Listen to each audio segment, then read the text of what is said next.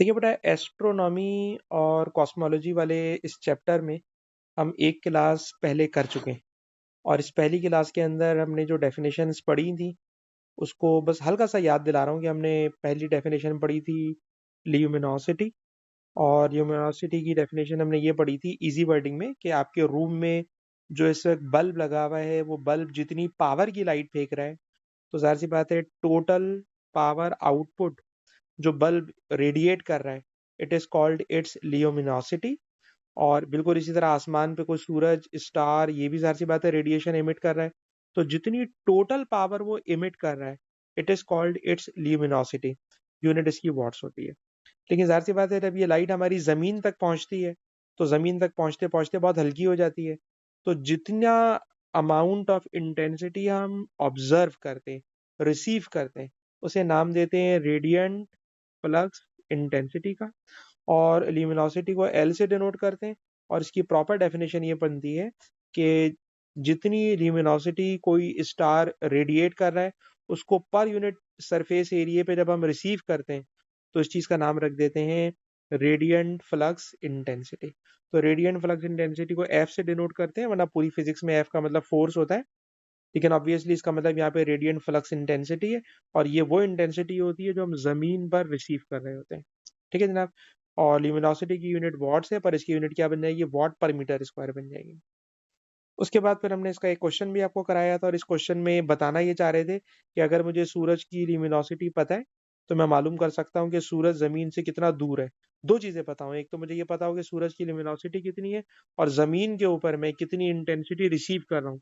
तो सूरज की emitted intensity और जमीन पर यूनिट एरिया पे रिसीव इंटेंसिटी, इन दोनों की वैल्यूज अगर पता हो तो हम डिस्टेंस कैलकुलेट कर सकते हैं। तो ये क्वेश्चन लास्ट क्लास में कर चुके हैं। फिर हमने ये वाली बात पढ़ी थी कि कुछ स्टार्स ऐसे होते हैं जिनका डिस्टेंस डायरेक्ट मालूम कर सकते हैं, लेकिन कुछ गैलेक्सी जमीन से इतनी ज्यादा दूर हैं कि उनका डिस्टेंस डायरेक्ट हम लोग कैलकुलेट नहीं कर सकते। तो उसके लिए एक नई टर्म पड़ती है, that is standard candle. Standard candle क्या है सर? एक ऐसा एस्ट्रोनॉमिकल ऑब्जेक्ट जिसकी इंटेंसिटी जिसकी ल्यूमिनोसिटी हमें मालूम हो और उस ल्यूमिनोसिटी और उसका डिस्टेंस भी मालूम होगा, तो it is called standard candle. ठीक, इसकी दो एग्जाम्पल है हमारे कोर्स में। एक का नाम है सीफाइड वेरिएबल स्टार। ये कोई ऐसा स्टार होता है जिसकी ब्राइटनेस जिसकी इंटेंसिटी इंक्रीज और डिक्रीज हो रही होती है over a set period of time. ठीक है जनाब। तो क्योंकि वो वेरिएबल है इसीलिए इसका नाम रखा गया है वेरिएबल स्टार। इसकी इंटेंसिटी वेरी कर रही होगी लेकिन उसकी वैल्यू हमें वेल डिफाइन होगी, अच्छी तरह पता होगी। ठीक है जनाब। इन ल्यूमिनोसिटी का रिलेशनशिप उसका वेल डिफाइन होगा। It is called Cepheid variable star. इसके अलावा हमने ये बात आपको पढ़ाई थी कि जो सूरज है, ये सूरज सर हर वक्त सिर्फ सूरज की फॉर्म में ही नहीं रहता। ये जो स्टार है, ये जो स्टार है, इसके डिफरेंट एजेस के अंदर इसके अंदर डिफरेंट वेरिएशन हो रही होती है।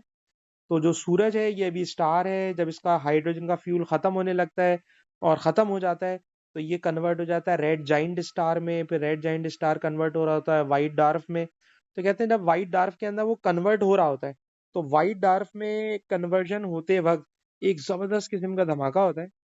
और उस एक्सप्लोजन में जो लाइट की इंटेंसिटी रेडिएट होती है उसकी लिमिनोसिटी जो होती है वो हमेशा सेम होती है। ठीक है जनाब।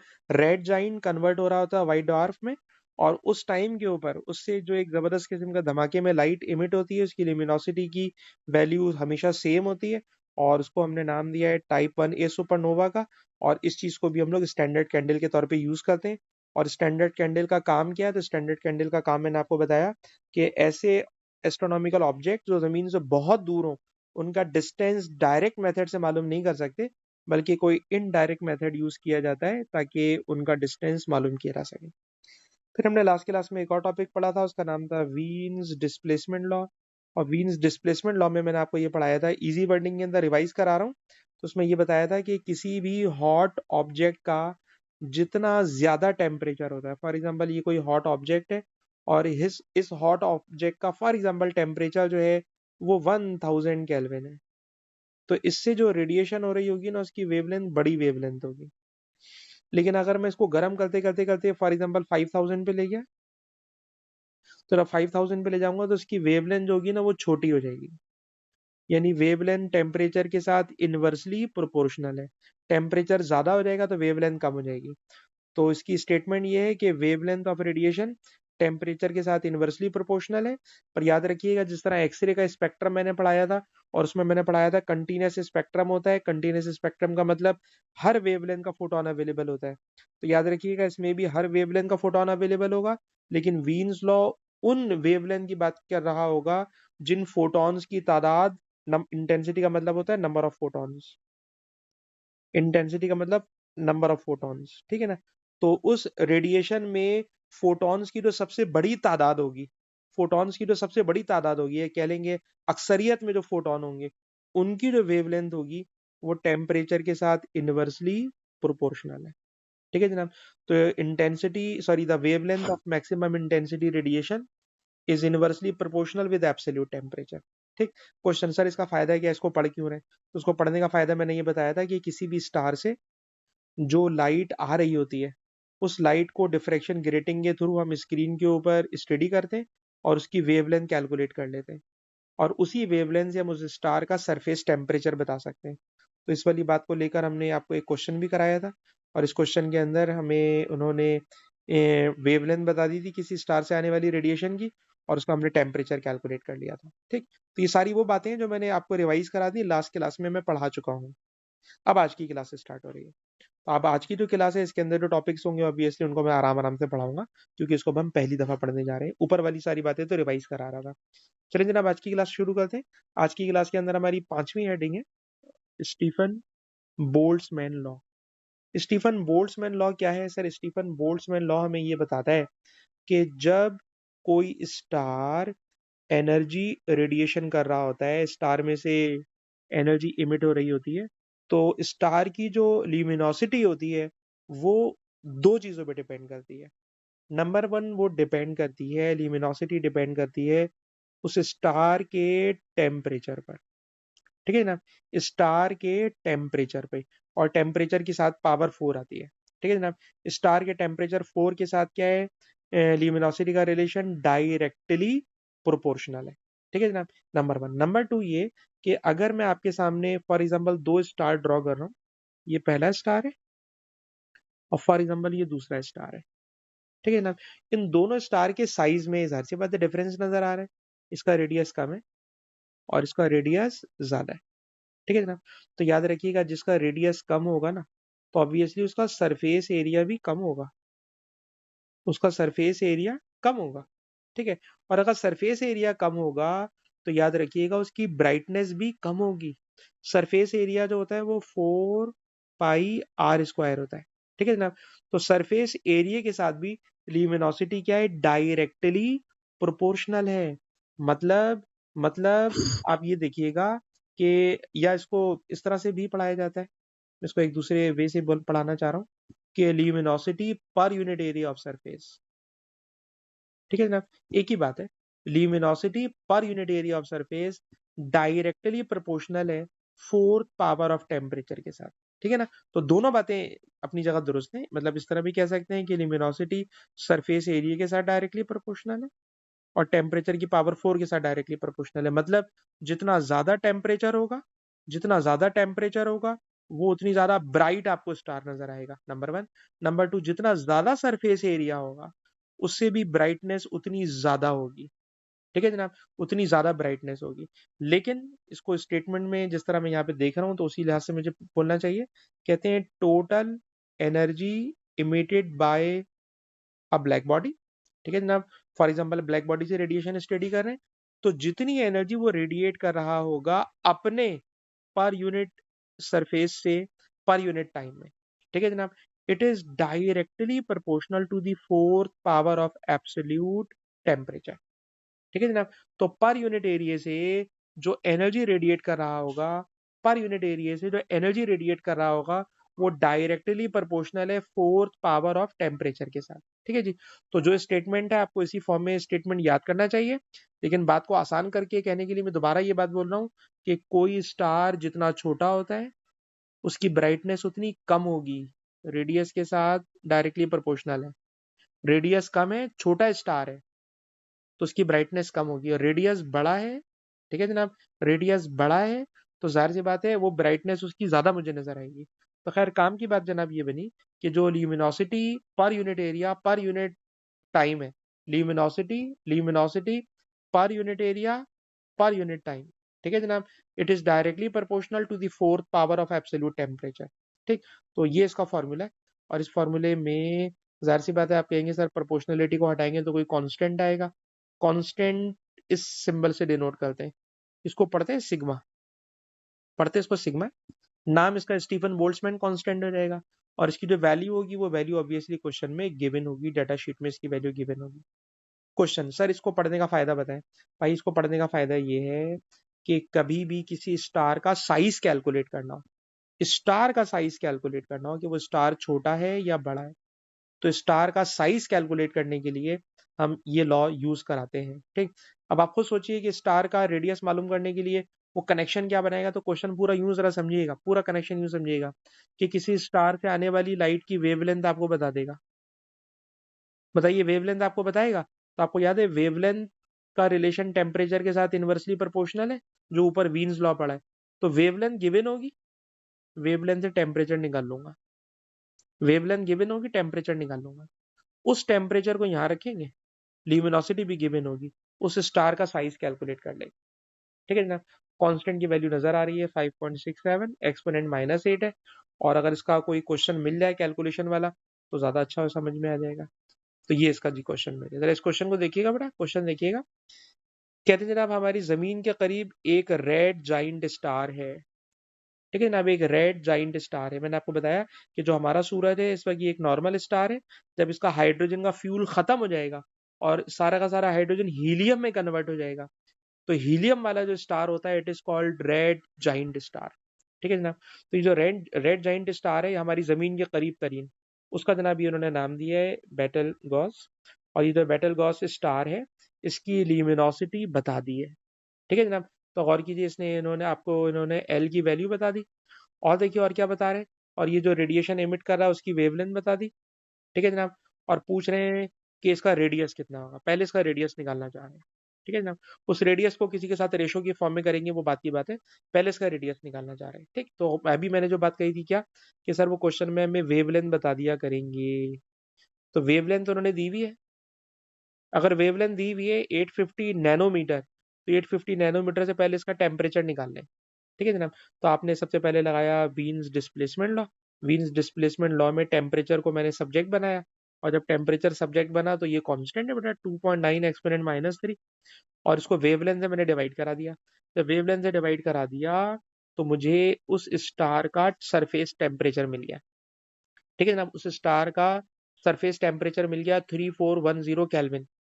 तो मेथड को जहन में बिठाइएगा, क्वेश्चन में हमें वेवलेंथ बताएंगे, उस वेवलेंथ से सबसे पहले आप क्या करेंगे, वेवलेंथ से उसका टेम्परेचर निकाल लेंगे। और जब टेम्परेचर आ गया, ल्यूमिनोसिटी तो पहले से दी हुई है, ल्यूमिनोसिटी दी हुई है, तो ल्यूमिनोसिटी का फॉर्मूला है L is equal to 4πr², sigma temperature की पावर 4। ठीक है जनाब। रेडियस निकालना है, सर अगर रेडियस निकालना है तो इसमें से रेडियस को सब्जेक्ट बना लें। रेडियस को सब्जेक्ट बनाने के लिए एल के साथ 4 डिवाइड हो जाएगा, पाई डिवाइड हो जाएगा, कांस्टेंट डिवाइड हो जाएगा, टेम्परेचर की पावर 4 डिवाइड हो जाएगी, और स्क्वायर बना के अंडर रूट बन जाएगा। तो आप देख लीजिए कि मैंने इन्होंने रेडियस को सब्जेक्ट बना लिया, उस स्टार की ल्यूमिनोसिटी की वैल्यू दी हुई है, 4 पाई कांस्टेंट है, सिग्मा की वैल्यू कांस्टेंट है, और टेम्परेचर अभी अभी हम लोगों ने कैलकुलेट किया है, टेम्परेचर है 3410, और इसकी पावर 4 करके कैलकुलेटर से सॉल्व करोगे तो ये आ गया उस रेडियस का, उस स्टार का रेडियस, रेड जाइंट स्टार का रेडियस 6.83 एक्सपोनेंट 11। और इस क्वेश्चन में करना क्या है, इस क्वेश्चन में कह रहे हैं रेशो निकालिए। किसका रेशो निकालना है, इस रेड जाइंट स्टार का हमारे सूरज के साथ। हमारे सूरज का रेडियस दिया हुआ है, और सूरज का जो रेडियस है वो एक्सपोनेंट 8 की फॉर्म में, रेड जाइंट स्टार का रेडियस एक्सपोनेंट 11 की फॉर्म में। दोनों को डिवाइड करें तो 983 टाइम्स जो ये रेड जाइंट स्टार है बेटल गेव्स, ये बड़ा है। ठीक है जनाब। तो इस क्वेश्चन में हमने क्या सीखा, अगर अपनी बात को जरा जल्दी से रिवाइज करके आगे बढ़े। सर वीन्स डिस्प्लेसमेंट लॉ में वेवलेंथ बताते हैं तो टेम्परेचर निकाल सकते हैं, और अगर मुझे किसी स्टार का टेम्परेचर पता हो और उस स्टार की ल्यूमिनोसिटी पता हो तो उस स्टार का साइज मालूम कर सकते हैं। तो ये मैंने उस स्टार का रेडियस कैलकुलेट कर लिया। ठीक है जनाब। तो ये टॉपिक भी कंप्लीट हो गया। अब उसके बाद मजीद बेटा आगे चलना चाहते हैं, और ये जो इससे अगला टॉपिक है, नेक्स्ट टॉपिक है, इस नेक्स्ट टॉपिक को पढ़ने के लिए अगर हम अपने उस वाले टॉपिक पे चलें जो मैंने अभी आपको क्वांटम फिजिक्स में एक टॉपिक पढ़ाया था। क्वांटम फिजिक्स का टॉपिक का नाम था इमिशन ऑफ फोटोन। तो इमिशन ऑफ फोटोन के टॉपिक में हमने आपको ये वाली बात पढ़ाई थी कि जब किसी एटम में इलेक्ट्रॉन को एनर्जी देते हैं, इलेक्ट्रॉन एनर्जी एब्जॉर्ब करके ग्राउंड स्टेट से एक्साइटेड स्टेट में चला जाता है, और जब एक्साइटेड स्टेट से ग्राउंड स्टेट पे आ रहा होता है तो उससे लाइट इमिट होती है, फोटोन इमिट होते हैं। उन फोटॉन्स को, उन लाइट्स को डिफ्रैक्शन ग्रेटिंग से पास करें तो सामने स्क्रीन के ऊपर हमें पैटर्न मिल जाता है, और वो जो पैटर्न मिलता है उस पैटर्न की स्टडी हम लोग कर सकते हैं। ठीक है जनाब।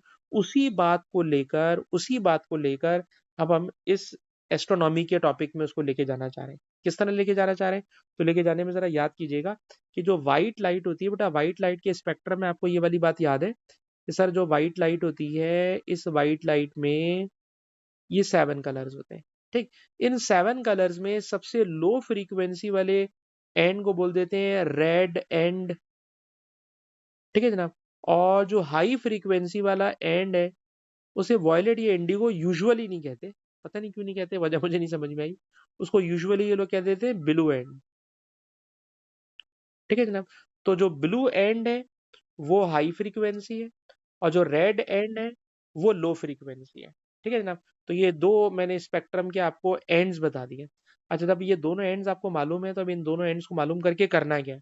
तो सर इन दोनों एंड्स को मालूम करके ये लोग करते ये हैं कि फॉर एग्जाम्पल मेरे पास ये एक ट्यूब लाइट है, और इस ट्यूब लाइट को मैंने लैब में रखा हुआ है, और लैब में इस ट्यूबलाइट के अंदर ये कैथोड है, ये एनोड है, और इस ट्यूबलाइट के अंदर मैंने हाइड्रोजन गैस को बंद कर दिया है। ठीक है ना। इस हाइड्रोजन गैस को बंद कर दिया, और इस हाइड्रोजन गैस से जब मैंने लाइट पास कर सॉरी इलेक्ट्रिकल एनर्जी पास कराई। ठीक है जनाब। डिस्चार्ज ट्यूब एक्सपेरिमेंट अगर आपने पढ़ा हुआ हो तो खैर इस हाइड्रोजन से लाइट का इमिशन होने लगा। जो लाइट का इमिशन होने लगा उस लाइट के इमिशन को इस लाइट के इमिशन को उन्होंने स्क्रीन पे जाके देखा, और जब स्क्रीन को देखा यानी वही बीच में डिफ्रैक्शन ग्रेटिंग लगाएंगे, सामने स्क्रीन के ऊपर हाइड्रोजन की लाइट का स्पेक्ट्रम स्टडी करेंगे, तो वो जो स्पेक्ट्रम है वो इमिसिव स्पेक्ट्रम है। इलेक्ट्रॉन हाई एनर्जी लेवल से लो एनर्जी लेवल में जंप कर रहे हैं, और हाई से लो में जब वो जंप कर रहे होते हैं तो सामने स्क्रीन के ऊपर ठीक है जनाब, हमें इस तरह का कोई पैटर्न नजर आ रहा है। ठीक। कौन सा पैटर्न नजर आ रहा है? तो गौर से सुनिएगा। ये जो ऊपर वाला पैटर्न है ये जो ऊपर वाला पैटर्न है ये वो पैटर्न है जो आपने लैब में हाइड्रोजन गैस से बनाया है। ऊपर वाला पैटर्न, बार बार कह रहा हूँ, ऊपर और नीचे वाले पैटर्न में एक मसला है इसलिए बोलना चाह रहा हूँ। ऊपर वाला जो पैटर्न है उस ऊपर वाले पैटर्न को आपने लैब में बना लिया, और लैब में बना के नोट कर लिया कि इस जगह पे रेड लाइट की रेड कलर की जो लाइन है वो बनती है, या ग्रीन वाली बनती है, और फॉर एग्जांपल ये लेफ्ट साइड के ऊपर जाता जा रहा हूँ तो ये ब्लू वाली लाइन बन रही है। ठीक। तो ये डिफरेंट लाइंस हैं जो कि आपको यहाँ पे नजर आ रही हैं, और जो ऊपर वाला पैटर्न है ये मैंने लैब में बनाया। ठीक है जनाब। अच्छा, फिर बेटा मैंने क्या करा, उसी पैटर्न पर हाइड्रोजन वाली लाइट से जो पैटर्न बन रहा था उसी के नीचे मैंने क्या करा, जिस स्टार को मैं स्टडी करना चाह रहा हूँ उस स्टार से आने वाली लाइट को उस स्टार से आने वाली लाइट को मैंने उसी पैटर्न के नीचे लाके स्टडी करना शुरू करा। ठीक है जनाब। और जब उसके नीचे लाके स्टडी करना शुरू करा तो मेरा अपना ख्याल तो ये था कि जहां पर हाइड्रोजन की रेड लाइन बन रही है वहां पर स्टार से आने वाली लाइन भी उसी जगह पर बनना चाहिए। लेकिन आप गौर कर रहे हैं कि जो स्टार से लाइट आ रही है ना उसकी रेड वाली जो लाइन है वो राइट हैंड की तरफ शिफ्ट हो गई है, और राइट हैंड की तरफ शिफ्ट होना इसको कहते हैं रेड शिफ्ट। रेड शिफ्ट का मतलब अभी बताऊंगा मैं। ठीक है ना। जो रेड लाइन है जहां पे बनना चाहिए उससे थोड़ा सा वो राइट हैंड पे रह के बनना है। बिल्कुल इसी तरह देखिएगा, ये ग्रीन लाइन है जो मैंने हाइड्रोजन को लैब में लाइट जिससे बनाई थी उससे जहां पे ग्रीन लाइट बन रही है उस स्टार से आने वाली जो ग्रीन लाइट है वो उस जगह में नहीं बन रही, वो भी राइट हैंड की तरफ शिफ्ट हो गई है। जो लाइट राइट हैंड की तरफ शिफ्ट हो रही है उसको रेड शिफ्ट बोल रहे होते हैं हम लोग। ठीक है ना। इसी तरह देखिएगा ये वाली जो ब्लू लाइन है ये वाली जो ब्लू लाइन है ये वाली ब्लू लाइन जहां बन रही है ये लेफ्ट वाली ब्लू लाइन है, लेकिन स्टार से आने वाली जो ब्लू लाइन है वो थोड़ी सी राइट हैंड की तरफ शिफ्ट हो गई है। इसी तरह बाकी में भी यही हो रहा है। तो आप गौर कीजिएगा, स्टार से जितने कलर्स की लाइट आ रही है वो सारी की सारी लाइट मेरी लैब में जो मैंने हाइड्रोजन गैस से सामने स्पेक्ट्रम बनाया हुआ है, उस वाली लाइट से कंपैरेटिवली राइट हैंड की तरफ शिफ्ट हुई हुई है। और जब राइट हैंड की तरफ शिफ्ट हुई हुई होती है ना, तो इस चीज को क्या बोलते हैं? रेड शिफ्ट बोलते हैं। सर रेड शिफ्ट का मतलब क्या है? तो मैं रेड शिफ्ट का आपको मतलब बताने जा रहा हूँ। भाई रेड शिफ्ट का मतलब ये होता है, रेड शिफ्ट का मतलब ये होता है, एएस की फिजिक्स में जाइए, डॉपलर इफेक्ट में। एएस की फिजिक्स में जाइए, डॉपलर इफेक्ट में। बताइए, डॉपलर इफेक्ट में हम आपको ये पढ़ाते थे कि अगर कोई साउंड का सोर्स या लाइट का सोर्स ऑब्जर्वर से दूर जा रहा हो, दूर जा रहा हो, तो क्या आपको याद है उसकी फ्रीक्वेंसी में क्या चेंज आता था? सर उसकी फ्रीक्वेंसी दूर जाने पे हमेशा फ्रीक्वेंसी डिक्रीज हो जाती थी। फ्रीक्वेंसी डिक्रीज हो जाती थी। ठीक है जनाब। तो जो भी राइट हैंड की तरफ जा रहा है, तो वो दर हकीकत डिक्रीज्ड फ्रीक्वेंसी की तरफ जा रहा है। ठीक है ना। अब रेड एंड का मतलब है डिक्रीज्ड फ्रीक्वेंसी।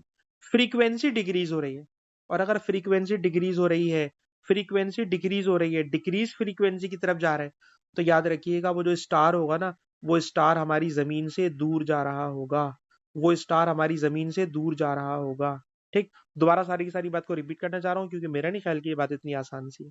सारी की सारी बात दोबारा रिपीट करूंगा, लेकिन ईमान आपसे कमेंट्री करवाऊंगा, इसलिए आप जरा रेडी हो जाइएगा। ये आज की क्लास का नया टॉपिक है, इसलिए ठीक है, जरा गौर से सुनिएगा। सर सबसे पहले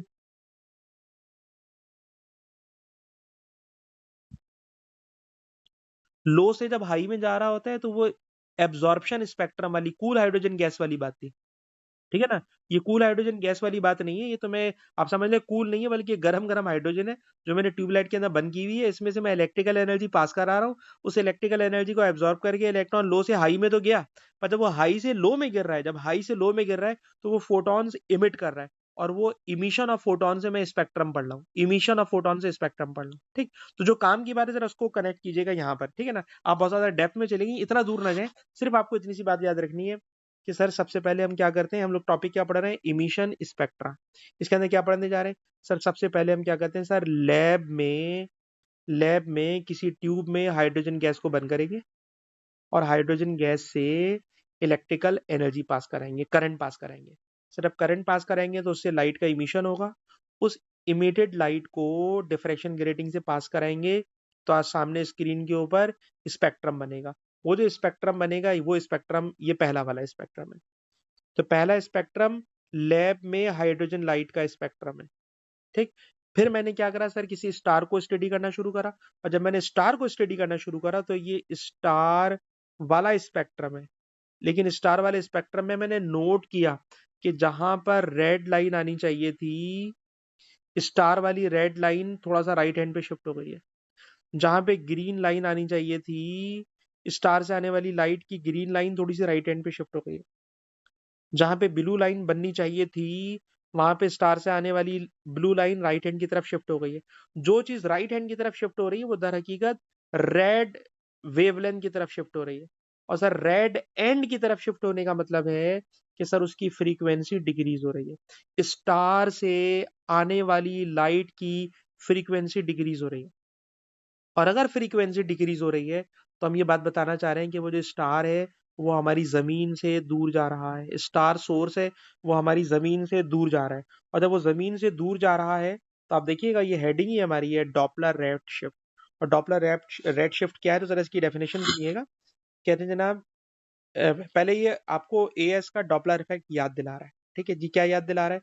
कि अपेरेंट चेंज इन वेवलेंथ और फ्रीक्वेंसी। ठीक है जनाब। फ्रीक्वेंसी और वेवलेंथ अपेरेंटली चेंज हो जाती थी, साउंड की भी और रेडिएशन की भी। कब? सर जब कोई सोर्स रिलेटिव मोशन करता था। अब रिलेटिव मोशन में वो करीब भी आ सकता था, दूर भी जा सकता था। तो जब कोई सोर्स रिलेटिव मोशन करता है, जब कोई सोर्स रिलेटिव मोशन करता है, तो ऑब्जर्वर को लगता है कि फ्रीक्वेंसी या वेवलेंथ अपेरेंटली चेंज हो गई है। ठीक। और ये वाली बात भी हम वहां पे पढ़ा करते थे कि अगर फ्रीक्वेंसी डिक्रीज हो रही है, डिक्रीज हो रही है, तो वो दूर जा रहा होगा, और अगर इंक्रीज हो रही होगी तो वो करीब आ रहा होगा। करीब आने पे इंक्रीज होने को ब्लू शिफ्ट कहते हैं, और दूर जाने को रेड शिफ्ट कहते हैं। ये इसका नाम है, रेड शिफ्ट कहते हैं। ठीक। अच्छा, अब आ जाइए मेन टॉपिक पे। मेन टॉपिक क्या, जरा मेन टॉपिक सुनिएगा, बस बात खत्म कर रहे हैं। मेन टॉपिक जनाब ये है कि जब जब अभी मैंने आपको बताया कि अगर कोई स्टार जमीन से दूर जा रहा है, स्टार जमीन से दूर जा रहा है, तो उस स्टार की सर वेवलेंथ में चेंज आ जाएगा। ठीक है। वेवलेंथ में क्या चेंज आएगा, तो जरा गौर से सुनिएगा, हम लोग करेंगे ये कि मैंने भी आपको बताया ना, ये दो स्पेक्ट्रम है। इन दो स्पेक्ट्रम में जो स्पेक्ट्रम लैब वाला है उसकी वेवलेंथ का नाम रखेंगे लैम्डा, इसका नाम रखेंगे ओरिजिनल। ये होगी ओरिजिनल वेवलेंथ। जो लैब में बना रहा हूँ इट इज ओरिजिनल। ठीक है ना। इस ओरिजिनल को मैंने लैम्डा 1 कह दिया। ठीक। और जो एक्सपेरिमेंट में मुझे मिलेगी जो स्टार से आने वाली है उसको मैंने कह दिया लैम्डा 2। ठीक। और मैंने बताया ना स्टार से आने वाली वेवलेंथ हमेशा इंक्रीज होगी, हमेशा इंक्रीज होगी। और सर वो इंक्रीज होगी क्योंकि स्टार हमेशा दूर जा रहे होते हैं। अभी हबल्स लॉ में पढ़ेंगे कि जितने भी स्टार हैं वो सारे के सारे जमीन से दूर ही जा रहे हैं। और जब वो हमेशा जमीन से दूर जा रहे हैं तो सर हमेशा स्टार से आने वाली वेवलेंथ लैब वाली वेवलेंथ से बड़ी होगी। ठीक है जनाब। और जब वो लैब वाली वेवलेंथ से बड़ी होगी तो चेंज इन वेवलेंथ को डिवाइड करा देंगे ओरिजिनल वेवलेंथ से। डिनोमिनेटर में हमेशा ओरिजिनल वेवलेंथ आएगी। ऊपर लिखेंगे चेंज, नीचे लिखेंगे ओरिजिनल। ओरिजिनल का मतलब जो लैब वाली वेवलेंथ होगी, जो लैब में मैंने लाइट यूज कर रहा हूँ उसकी वेवलेंथ होगी। तो change in wavelength divided by original wavelength. In the same way change in frequency divided by original frequency. इन दोनों के रेशो को निकालेंगे और इन दोनों का जो रेशो होगा उस रेशो को हमेशा v अपॉन सी से कंपेयर कर देंगे। सर ये v अपॉन सी क्या चीज है, तो c तो भाई स्पीड ऑफ लाइट है। c है speed of light 3 exponent 8 metre per second. मैं दोबारा बता रहा हूँ, मैं दोबारा बता रहा हूँ। ये बताइए उमर कि ये वाले दो स्पेक्ट्रम आपके सामने रखे हैं। बताइए ऊपर वाला स्पेक्ट्रम कौन सी लाइट का है। सर ऊपर वाला जो स्पेक्ट्रम है ये उस लाइट का है जो हमने लैब में हाइड्रोजन गैस से लाइट पैदा की और उस लाइट का हमने एक स्पेक्ट्रम बना लिया। इस स्पेक्ट्रम को हमने बना दिया स्टैंडर्ड, इसको बना दिया स्टैंडर्ड। इसकी वेवलेंथ को कह दिया कि जनाब स्टैंडर्ड वेवलेंथ होगी दैट इज लैम्डा 1। इसकी फ्रीक्वेंसी को कह दिया स्टैंडर्ड फ्रीक्वेंसी होगी दैट इज f1। ठीक है। और उसके नीचे जो दूसरा स्पेक्ट्रम स्टडी कर रहे हो ये लैब वाली लाइट का नहीं है सर, ये उस वाली लाइट का है जो स्टार से लाइट आ रही है। स्टार से आने वाली जो लाइट है उसका स्पेक्ट्रम की लाइन है बिल्कुल उसी के नीचे बनना चाहिए, लेकिन नहीं बनती सर। ये जो लाइंस होती हैं, लाइंस शिफ्ट हो जाती हैं टूवर्ड्स रेड एंड, हमेशा रेड की तरफ शिफ्ट होंगी। जब रेड की तरफ शिफ्ट होंगी तो इसका मतलब है कि हमेशा फ्रीक्वेंसी डिक्रीज होनी है। और फ्रीक्वेंसी डिक्रीज होने का मतलब है हमेशा वो स्टार हमारी जमीन से दूर जा रहा होगा। ये तो रट्टा मारना है आपने। अब सवाल ये है असल में कि वो स्टार हमारी जमीन से कितनी स्पीड से दूर भाग रहा है, कितनी स्पीड से दूर भाग रहा है, या वो गैलेक्सी हमारी जमीन से कितनी स्पीड के साथ भाग रही है। तो मेथड क्या होगा जरा इस बात को समझिएगा। सर जो वेवलेंथ जितनी चेंज होगी ना, वेवलेंथ जितनी चेंज होगी उसको डिवाइड करेंगे ओरिजिनल वेवलेंथ से और उसको इक्वेट करा देंगे v अपॉन सी के साथ। भाई सवाल में या तो वेवलेंथ देगा या फ्रीक्वेंसी देगा, दोनों एक साथ नहीं देगा। दोनों एक साथ नहीं देगा। फॉर एग्जांपल खाली वेवलेंथ दे रहा है लैम्डा 1। सर ये वो वेवलेंथ है जो मैंने लाइट लैब में प्रोड्यूस की है। लैम्डा 2 सर ये वो वेव है जो स्टार से आ रही है। ठीक है जनाब। ये दोनों आपको वैल्यूज देगा, उसको आप यहाँ रखोगे। लैम्डा ये वाला लैम्डा 1 है जो लैब वाला है, उससे डिवाइड करोगे is equal to v upon C. Sir C जो होगी वो हमेशा 3 एक्सपोनेंट 8 होगी। और ये जो v होगा ना, ये v हमें बताएगा कि जिस स्टार को आप स्टडी कर रहे हो वो स्टार कितनी स्पीड से भाग रहा है, वो कितनी स्पीड से भाग रहा है। स्टार की स्पीड मालूम करने जा रहा हूँ।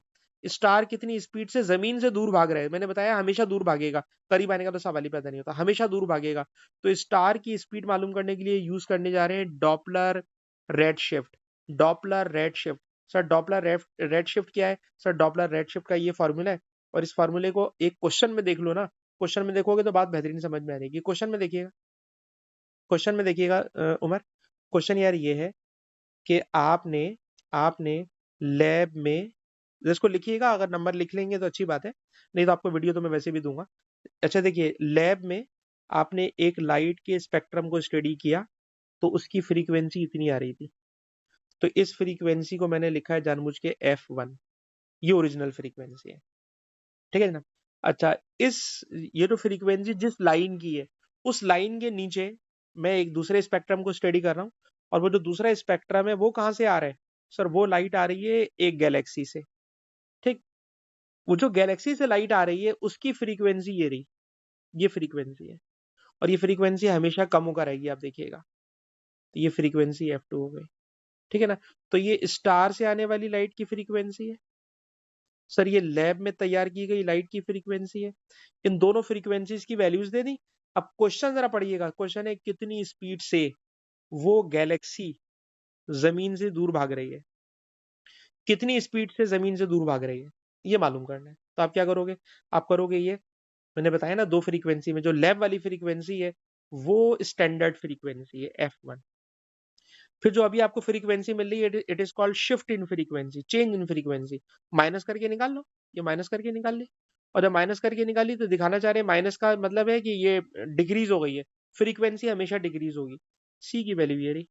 फ्रीक्वेंसी का फॉर्मूला क्या है, डेल्टा एफ अपॉन एफ, इतना सा फॉर्मूला है, वी अपॉन सी। ठीक है, डेल्टा एफ की वैल्यू अभी अभी आप निकाल चुके हो, it is 2.3 exponent 12। F1, F1 जो हमने जमीन पे लैब में जो तैयार की हुई है लाइट, उसकी फ्रीक्वेंसी नीचे रखेंगे, ठीक है जनाब, और उसको स्पीड ऑफ लाइट से मल्टीप्लाई करा देंगे। ठीक है जनाब, ये जमीन लैब में तैयार की गई लाइट की फ्रीक्वेंसी है, ये चेंज इन फ्रीक्वेंसी है, ये स्पीड ऑफ लाइट है। सॉल्व करा तो ये रिजल्ट आ गया, और ये रिजल्ट हमें बता रहा है कि सर वो जो स्टार है या ये वो जो गैलेक्सी है जिसको हम स्टडी कर रहे हैं, सर वो उसकी भागने की स्पीड 1.5 एक्सपोनेंट 6 है।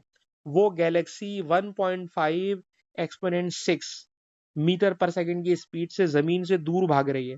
ठीक है, दूर भाग रही है, और नोट कीजिएगा कि जो फ्रीक्वेंसी स्टार से आ रही है सर वो फ्रीक्वेंसी कम है। किससे कम है, उस फ्रीक्वेंसी से जो आपने लैब में तैयार की हुई है। इसका मतलब ये हुआ कि अगर उस स्टार से आने वाली फ्रीक्वेंसी की वैल्यू कम हो गई है तो वो स्टार या वो जो गैलेक्सी है वो दूर भाग रहा है, वो दूर भाग रहा है। ठीक है जनाब, मूविंग अवे, दूर भाग रहा है जमीन से, और वो इतनी स्पीड से दूर भाग रहा है। ठीक है जनाब, तो ये वाली बात समझ में आई, और इसके भी मैं आपको और क्वेश्चन निकाल के करा दूंगा। उसमें से भी मैंने एक क्वेश्चन कराया है, तो ये आपको बात समझ में आ गई कि सर, यानी आज की क्लास का ये मेन टॉपिक चल रहा है कि सर इसमें क्या होगा, सर हमें दो स्पेक्ट्रम मिला करेंगे। एक वो स्पेक्ट्रम होगा जो लैब में तैयार की गई लाइट से स्पेक्ट्रम बनेगा, सर एक वो स्पेक्ट्रम होगा जो स्टार से आने वाली लाइट का स्पेक्ट्रम होगा। दोनों की फ्रीक्वेंसीज देंगे या वेवलेंथ देंगे। इतना मासूम सा फॉर्मूला है।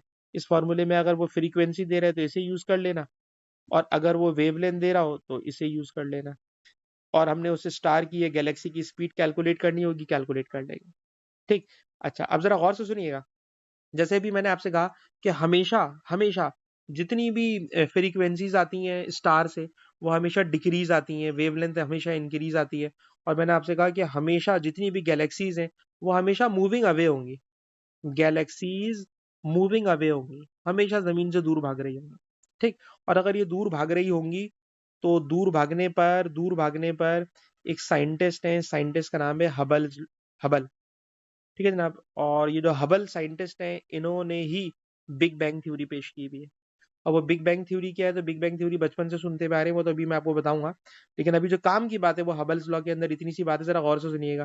कहते हैं अगर आप बहुत सारी गैलेक्सीज को स्टडी करें, अगर आप बहुत सारी गैलेक्सीज को स्टडी करें तो उन गैलेक्सीज के भागने की वेलोसिटी अभी भी मैंने आपको पढ़ाया, डॉपलर रेड शिफ्ट से कैलकुलेट कर सकते हो। ठीक है ना, डॉपलर रेड शिफ्ट से किसी भी गैलेक्सी के दूर भागने की स्पीड कैलकुलेट कर सकते हो, और वो गैलेक्सी जमीन से कितनी दूर है ये वाली बात आज मैंने आपको पढ़ाई स्टीफन बोल्ट्जमैन लॉ, उससे कैलकुलेट कर सकते हो। ठीक है जनाब, तो स्टीफन बोल्ट्जमैन लॉ से या जो वीन्स लॉ है उससे हमने आपको बताया कि आप डिस्टेंस कैलकुलेट कर सकते हो। ठीक है जनाब, और भागने की स्पीड डॉपलर से कैलकुलेट कर सकते हो, कितनी स्पीड से गैलेक्सी भाग रही है। तो साइंसदानों ने बहुत सारी गैलेक्सीज को स्टडी किया और उनकी जो वैल्यूज आई उनसे ग्राफ प्लॉट किया, और जब उन्होंने ग्राफ प्लॉट किया तो इस ग्राफ से उनको ये बात पता चली, गौर से सुनिएगा, कोई गैलेक्सी जमीन से जितनी ज्यादा दूर है उसके भागने की स्पीड उतनी ज्यादा है। कोई गैलेक्सी, कोई स्टार हमारी जमीन से जितनी दूर है, कोई गैलेक्सी जितनी दूर है, गैलेक्सी आप समझते हैं क्या चीज होती है, या अभी मैं गैलेक्सी भी आपको दोबारा इंट्रोड्यूस करा देता हूँ, समझा देता हूँ गैलेक्सी क्या चीज होती है। ठीक है ना, मिल्की वे गैलेक्सी, ये सारी गैलेक्सीज के नाम बचपन से सुनते हुए आ रहे होते हैं। लेकिन जरा सुनिएगा, कोई गैलेक्सी हमारी जमीन से जितनी ज्यादा दूर होगी वो हमारी जमीन से उतनी तेजी के साथ दूर भाग रही होगी, और जो करीब होगी उसकी जमीन से भागने की स्पीड कम होगी। It is known as Hubble's law. तो जरा इसकी स्टेटमेंट अगर हम पढ़ लें तो बात समझ में आ जाएगी। कहते हैं जनाब, कोई भी गैलेक्सी जितनी स्पीड से जमीन से दूर भाग रही है, the recession speed of galaxies, the recession speed of galaxy moving away from earth, जो जमीन से दूर भाग रही है, it is proportional to their distance from earth. जमीन से वो जितनी दूर है उतनी ज्यादा तेजी के साथ भाग रही है। कोई गैलेक्सी जमीन से जितनी ज्यादा दूर है उतनी ज्यादा स्पीड के साथ भाग रही है। तो गैलेक्सी के भागने की स्पीड जमीन के साथ डिस्टेंस के साथ डायरेक्टली प्रोपोर्शनल है। इस प्रोपोर्शनलिटी को हटाएं तो इक्वल आएगा, कांस्टेंट आएगा। इस कांस्टेंट को कहते हैं हबल्स कांस्टेंट। इस कांस्टेंट को कहते हैं हबल्स कांस्टेंट। और इस हबल्स कांस्टेंट की ऑब्वियसली वैल्यू गिवन होगी, वैल्यूज गिवन होंगी। ठीक है जनाब। अच्छा, अब जरा एक बात और नोट कीजिएगा कि अगर मैं आपको कोई ग्राफ दूं और ग्राफ देके बोलूं भाई इस ग्राफ का ग्रेडियंट निकाल लें, इस ग्राफ का ग्रेडियंट निकाल लें, तो बता सकते हैं इस ग्राफ का ग्रेडियंट क्या बनेगा? तो आप कहेंगे सर बचपन से पढ़ते हुए आ रहे हैं कि वेलोसिटी बराबर होती है डिस्टेंस अपॉन टाइम। ठीक है ना, डिस्टेंस अपॉन टाइम। ठीक है। अच्छा, अगर आप इस वाले ग्राफ को देखें तो इस वाले ग्राफ के अंदर वाई एक्सिस के ऊपर क्या रखी हुई है? वेलोसिटी रखी हुई है। वाई एक्सिस के ऊपर वेलोसिटी रखी हुई है। एक्स एक्सिस पे क्या रखा हुआ है? डिस्टेंस रखा हुआ है। तो भाई वाई एक्सिस के ऊपर वेलोसिटी है और एक्स एक्सिस के ऊपर डिस्टेंस है। तो इन दोनों का जो रेशो निकालते हैं, जो ग्रेडियंट कहलाएगा, उस ग्रेडियंट का नाम है हबल्स कांस्टेंट। ठीक है जनाब। जो इसका ग्राफ है, ये बात यहाँ लिखी हुई है, द ग्रेडियंट ऑफ ग्राफ। ठीक है, किस चीज का ग्रेडियंट है? जितनी स्पीड से गैलेक्सीज भाग रही हैं उनकी रिसेशनल स्पीड और डिस्टेंस के वर्सेस जो ग्राफ है उसका जो ग्रेडियंट है, इट इज कॉल्ड हबल्स कांस्टेंट। ये हबल्स कांस्टेंट दे देगा, तो आपको ग्राफ दे देंगे, बोलेंगे हबल्स कांस्टेंट कैलकुलेट करें, आप ग्रेडियंट निकाल लीजिएगा। ठीक। अच्छा, ग्रेडियंट आप निकाल तो लेंगे, लेकिन इस ग्रेडियंट के अंदर एक और छोटी सी बात कहना चाह रहा हूँ कि अगर मैं आपसे कहूँ कि वेलोसिटी को वहीं पे रखें, वेलोसिटी को वहीं पे रखें, डी को इधर लेकर आ जाए, तो जो चीज हबल्स कांस्टेंट बन रही है, हबल्स कांस्टेंट बन रही है, it is equal to 1 upon time. और ये जो 1 अपॉन टाइम है, ये जो 1 अपॉन टाइम है, इस 1 अपॉन टाइम के साथ जरा एक रिलेशन सुनिएगा, एक रिलेशन सुनिएगा। कहते हैं अगर आप हबल्स कांस्टेंट की वैल्यू निकाल लें और हबल्स कांस्टेंट की वैल्यू निकाल के उसका रेसिप्रोकल कर दें, तो रेसिप्रोकल करके जो रिजल्ट आता है, इस रिजल्ट को कहते हैं age of universe. Age of universe. तो कहते हैं एज ऑफ यूनिवर्स जो है वो तकरीबन, हबल्स कांस्टेंट की वैल्यू तो पता है, उसका रेसिप्रोकल किया गया तो रिजल्ट आया है कि हमारी जो यूनिवर्स है वो 13 से 14 बिलियन ईयर्स ओल्ड है। हमारी जो जमीन है वो 13 टू 14 बिलियन ईयर्स ओल्ड है। ठीक। जो बातें मैंने जल्दी जल्दी बोल दी, मैं दोबारा आराम आराम से रिवाइज करना चाह रहा हूँ, क्योंकि मुझे नहीं लगता कि आपने ये सारी बातें पकड़ ली हैं। ठीक है ना। डॉपलर वाली बात तक तो समझ में आ गई थी, डॉपलर तक की बात समझ में आ गई थी। अब क्या बताने जा रहा हूँ, हबल्स लॉ, जरा गौर से सुनिएगा बेटा। हबल्स लॉ क्या है? सर हबल्स लॉ ये है कि अभी हमने ऊपर वाले टॉपिक में देखा कि जितनी भी गैलेक्सीज हैं वो जमीन से दूर भाग रही हैं। जब वो जमीन से दूर भाग रही हैं तो उनके दूर भागने की जो स्पीड है वो डायरेक्टली प्रोपोर्शनल है हमारी जमीन के साथ डिस्टेंस के साथ। जो गैलेक्सी जमीन के करीब है वो जमीन से दूर भाग रही है पर स्लो भाग रही है, जमीन से दूर स्लो भाग रही है। लेकिन जो गैलेक्सी जमीन से ज्यादा दूर है उसका जितना ज्यादा डिस्टेंस है उसके दूर भागने की स्पीड भी उतनी ज्यादा है। सिंपल। प्रोपोर्शनलिटी हटाएंगे, कांस्टेंट आएगा, कांस्टेंट का नाम हबल्स कांस्टेंट है। ये ग्राफ क्या बता रहा है सर? ग्राफ के अंदर उन्होंने बहुत सारी गैलेक्सीज को लिया है और उन गैलेक्सीज का जमीन से डिस्टेंस को एक्स एक्सिस पे रखा है, उनकी दूर भागने की वेलोसिटी को वाई एक्सिस पे रखा है। इन दोनों का जो ग्राफ बनाया है, उस ग्राफ, जाहिर सी बात है जो ग्राफ होगा वो बेस्ट फिट लाइन होगी। उस बेस्ट फिट लाइन का ग्रेडियंट निकालोगे तो it will be Hubble's constant, और हबल्स कांस्टेंट का रेसिप्रोकल कर लोगे तो it is called age of universe. It is called age of universe. ठीक। अच्छा, एक और बात, जो सर इसके अंदर बिग बैंग क्या चक्कर था, बिग बैंग तो बोल दें। बिग बैंग भाई ये है कि ये बताइए कि अभी मैंने बताया कि जो गैलेक्सी है, गैलेक्सी सारी की सारी दूर भाग रही हैं। तो जब ये सारी की सारी गैलेक्सीज दूर भाग रही हैं तो साइंसदानों का ख्याल ये है कि अगर आप एक बलून लें और इस बलून में अभी आपने ज्यादा हवा नहीं भरी हुई और बलून के ऊपर बहुत सारे डॉट्स बना ले, तो वो सारे के सारे डॉट्स एक दूसरे से बहुत करीब करीब होंगे। लेकिन जैसे जैसे इसमें आप हवा भरना शुरू करेंगे और बलून का साइज बड़ा होने लगेगा, तो मैं कहूंगा बलून एक्सपेंड हो रहा है। और जब बलून एक्सपेंड हो रहा है तो इसके ऊपर जितने डॉट्स होंगे उनके दरमियान का गैप बढ़ रहा होगा। तो कहना ये चाह रहे हैं यूनिवर्स भी इसी तरह से फैल रही है। यूनिवर्स भी बिल्कुल इसी तरह फैल रही है जैसे बलून के अंदर आप हवा भरते जा रहे हैं। जैसे जैसे हवा भरते जा रहे हैं बलून बड़ा हो रहा है, इसी तरह जो यूनिवर्स है वो फैल रही है। जब यूनिवर्स फैल रही है तो इसमें जितनी गैलेक्सीज हैं, जितने स्टार्स हैं, वो सब के सब एक दूसरे से दूर भाग रहे हैं। तो ये सब के सब दूर भाग रहे हैं, जैसे जैसे टाइम गुजर रहा है वैसे वैसे दूर भाग रहे हैं। उल्टी बात सर, अगर उल्टा चले, जिस तरह बलून में से हवा निकालना शुरू कर दें, तो बताइए अगर सर बलून में से हवा निकालना शुरू कर देंगे, तो हवा निकालने का मतलब होगा कि बलून का साइज छोटा होने लगेगा।